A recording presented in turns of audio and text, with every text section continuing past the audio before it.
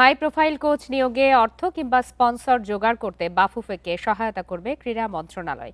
কক্সবাজারে FIFA excellence centre নির্মাণেও পাশে থাকবে বাফুফে টার্ফে। বিএসজে মিডিয়া কাপের উদ্বোধনী অনুষ্ঠানে এই আশ্বাস দেন প্রতিমন্ত্রী আমিনুল হক। কাবরেরা অধ্যায় শেষ, নতুন কোচ নিয়োগে ধাপে ধাপে এগুচ্ছে বাফুফে। 4 সদস্যের কমিটি সংক্ষিপ্ত তালিকা 22 জুনে নামিয়ে এনেছে, যেখানে ব্রাজিলের অলিম্পিক জয়ী কোচ রোজারিও মিকেল, ওয়েলসের কোলম্যান, জার্মানির স্টর্কের মতো নাম আছে। তবে বিশ্বমানের কোচের জন্য বড় বাজেট দরকার। হাই প্রোফাইল কোচের চড়া বেতন, বাফুফেও তাই নামের সঙ্গে অর্থের কথাও ভাবছে। স্বস্তির খবর, ফেডারেশন পাশে পাচ্ছে ক্রীড়া প্রতিমন্ত্রীকে।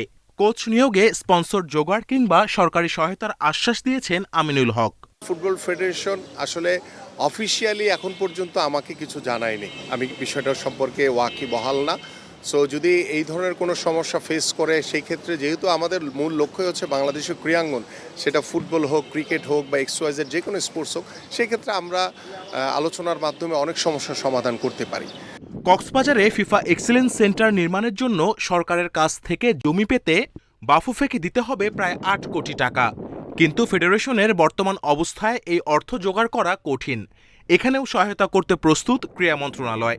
তারা অবশ্য একটা বিষয় আমাদেরকে অবগত করেছে, বাট আমি আমার সচিবকে বলেছি যে এটা অফিসিয়ালি একটা চিঠি দিলে দেন এটা আমাদের মিটিংয়ে আলোচনার মাধ্যমে সেটা কিভাবে আমরা বাংলাদেশ ফুটবল ফেডারেশনকে সহযোগিতাটুকু করতে পারি সে বিষয় নিয়ে আমরা পরবর্তীতে আলোচনা করে ইনশাল্লাহ এটাকে সমাধান করব। ফিফাকে জমি বুঝিয়ে দিতে না পারলে অর্থ বরাদ্দ বাতিল হতে পারে। ডেডলাইন বুঝে দ্রুতই মন্ত্রণালয়ের পদক্ষেপ আশা করছে বাফুফে। Kamrul Hasnat, Independent news.